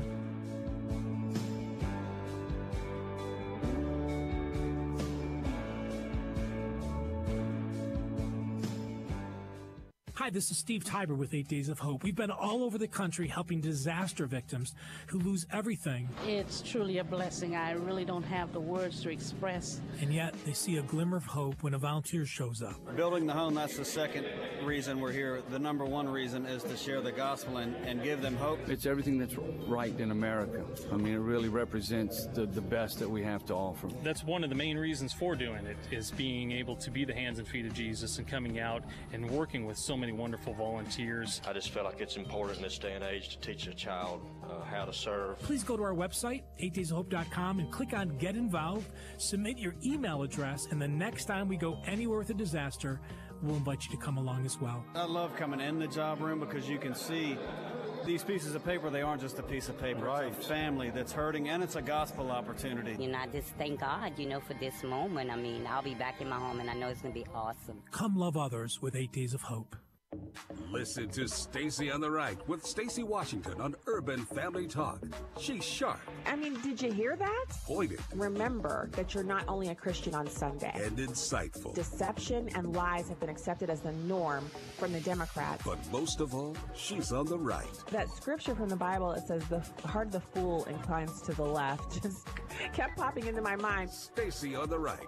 Now heard weekday afternoons from 2 to 4 Central on Urban Family Talk.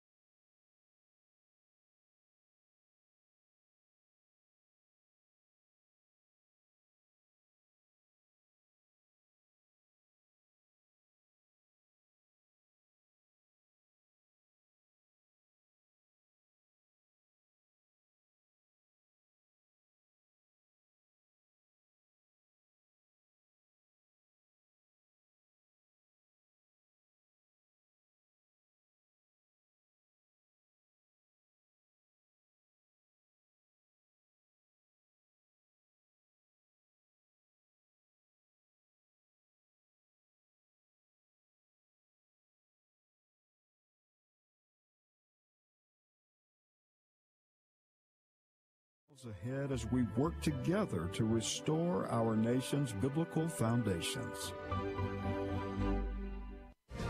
Welcome back to Stacey on the Right. Well, he has briefed you on the topics he wants to discuss. Are you confident the president will not take the fifth in this case? Oh, how could I ever be confident of that? When I'm facing a situation with the president and all the other lawyers are, in which every lawyer in America thinks he'd be a fool to testify. I've got a client who wants to testify. Please don't. He said it yesterday. And, Jay and I said to ourselves, my goodness, I hope we get a chance to tell him the risks that he's taking. So he may testify. And we may actually work things out with Bob Mueller, because working with him directly is good. But if they keep undermining it, and we have situations like Judge Ellis saying that they're out of control, and they're not authorized, and they refuse to give the judge their authorization. What's going on with that, George? Wow. So, wow. All right. So you've got the president wanting to testify. Rudy Giuliani doesn't want him to. And now that pivots over to the Mueller investigation and whether or not Rosenstein has given Robert Mueller latitude to do basically anything he needs to do to get President Trump. Jason Riley is an author. He writes for the Wall Street Journal, and he's just overall, he's brilliant. And he's been on this program before. And I thought he asked a great question about this. And you can call in. We're going to play this segment, and then we'll take some calls if you'd like to weigh in on any of these topics. It's 866-963-2037, 866-963-2037. Let's listen to Jason Riley. He's on this panel on this week on Sunday, and he was talking about this. It's number 4. I want to bring that question to Jason Riley because you heard it again from Rudy Giuliani here, and we've heard it consistently from the president. No collusion, no collusion, no collusion. That conclusion has been reached. That defies every piece of evidence we've had from every person who's gone and talked to Robert Mueller's team. Well, we don't know. Mueller, Giuliani also says that he doesn't think Mueller is a leaker, that his top agents are leaking in the case. We After don't he said know. that the memo, that the questions were leaked by Mueller. Yeah. It was a very interesting. But that gets me back to what Judge Ellis said here, which is that he said to Mueller's team, you do not have unfettered power here. You can't have unfettered power. You should be working within parameters. And many Trump supporters think that this is no longer about Paul Manafort's bank fraud or financial dealings. This is about doing whatever it takes to bring down Donald Trump. And people are very concerned about that. Trump supporters are very concerned that Mueller has not kept his eye on the ball, that he's gone outside of his mandate, and that latitude has been given to him by Rod Rosenstein. Wow. So there's a lot of information there. And I'm not sure we'll ever actually get the answer to that. How will we ever know whether or not Rod Rosenstein has been given unfettered, unchecked power? How do we know anything? When do we know anything? When is it over? I've asked a number of our guests who've come on the show, and they always say, oh, I don't have a crystal ball. I don't know. I have no idea when it's over. I don't either. I just want there to be some resolution for us. There has to be an opportunity for us to shut the door on this and to move on. Obviously, it benefits the Democrats to just leave it going forever, but I would love to see some resolution, and so would most Americans.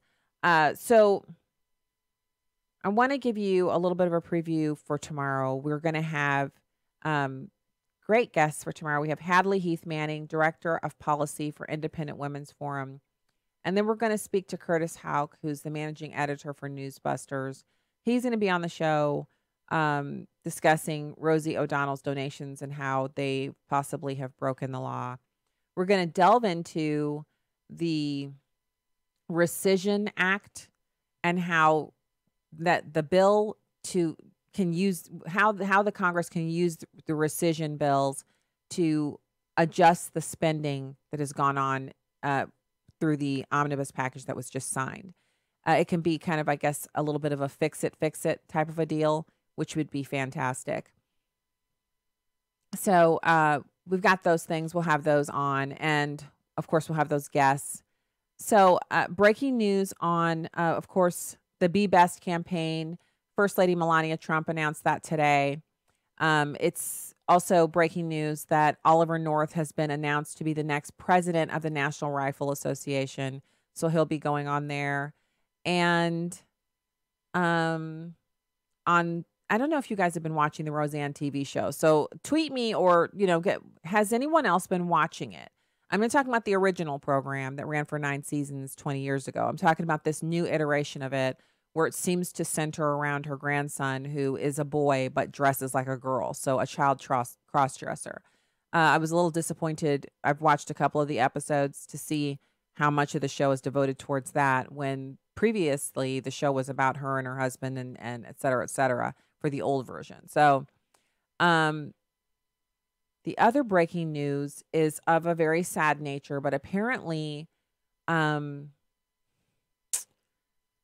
John McCain is planning out his funeral. He's not going to be back to the Senate, and he's making some very interesting statements publicly.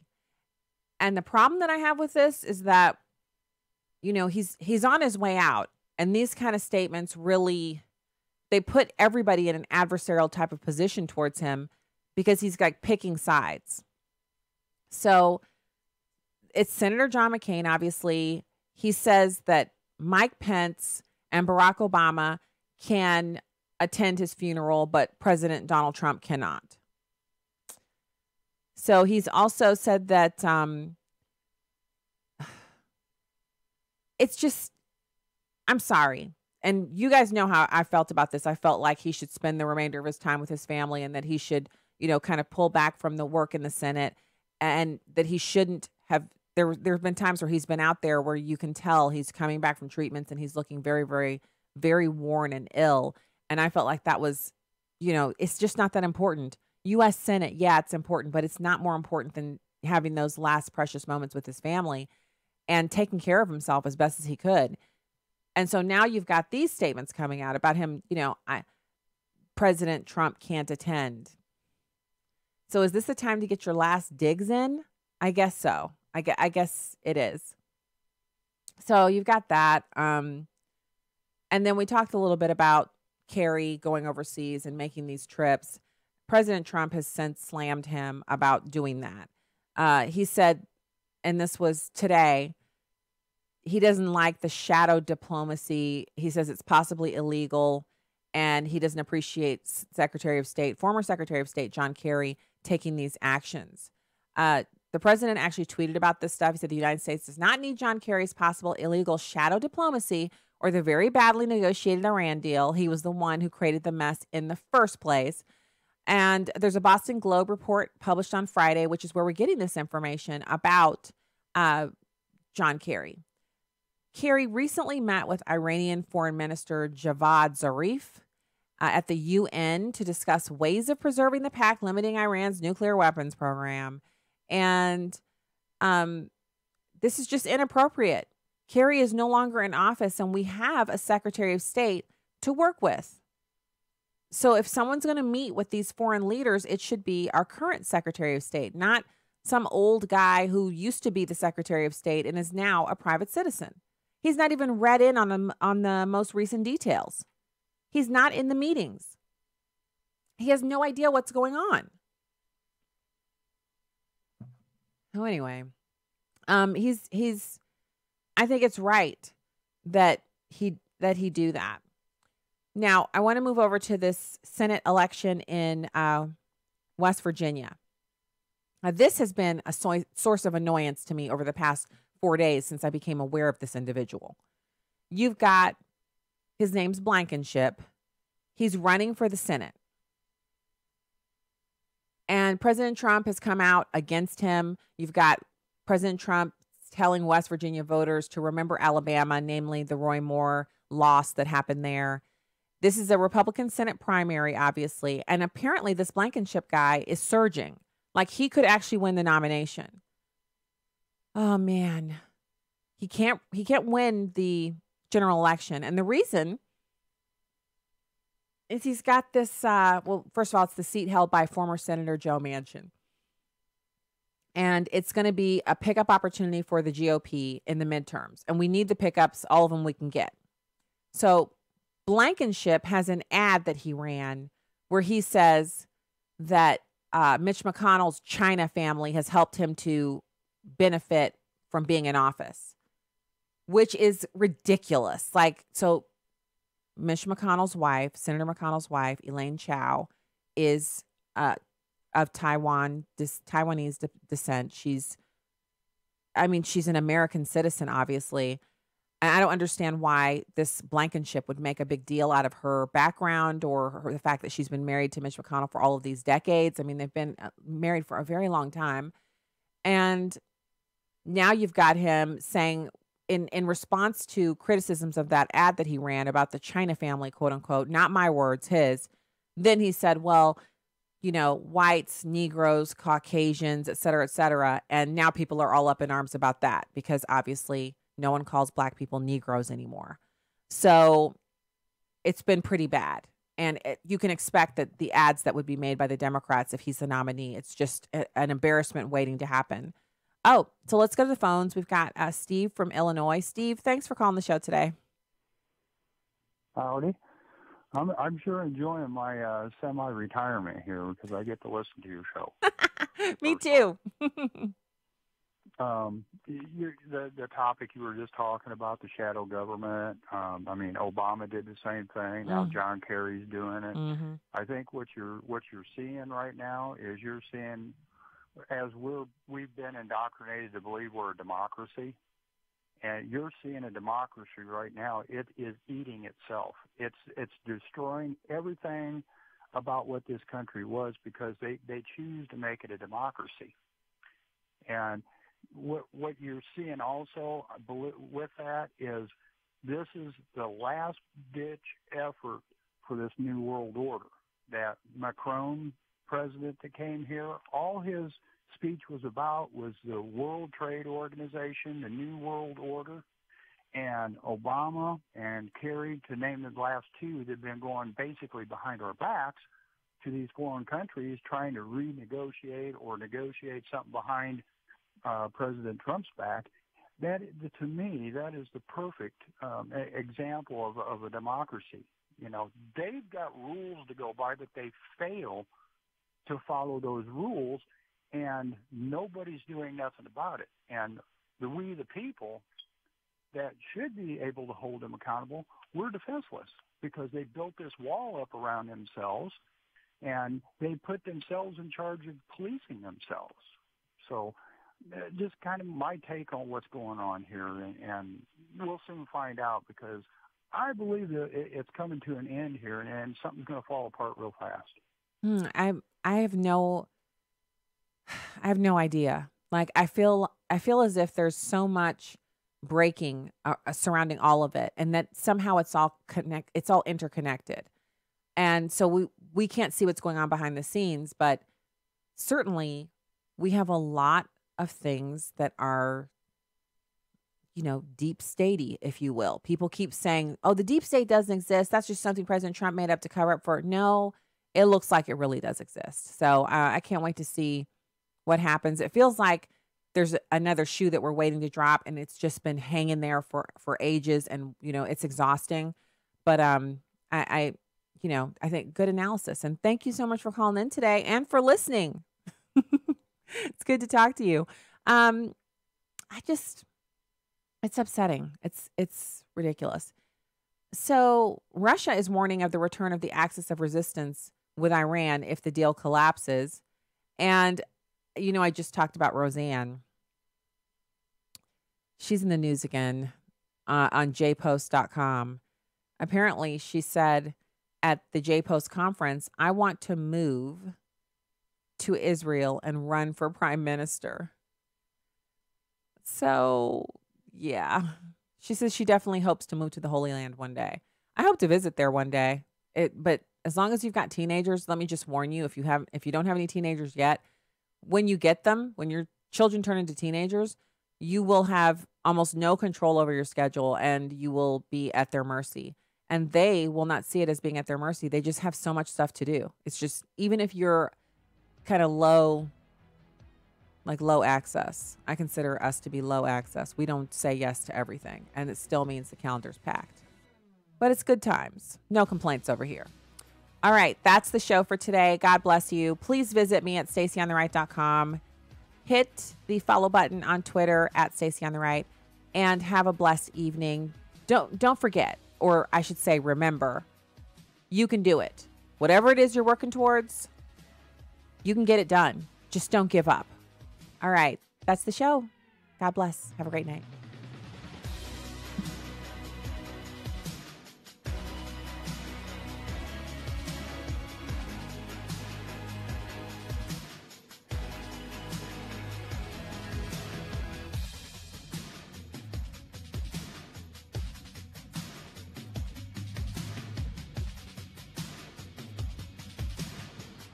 The views and opinions expressed in this broadcast do not necessarily reflect those of Urban Family Talk. Simple. All you have to do is purchase your very own In God We Trust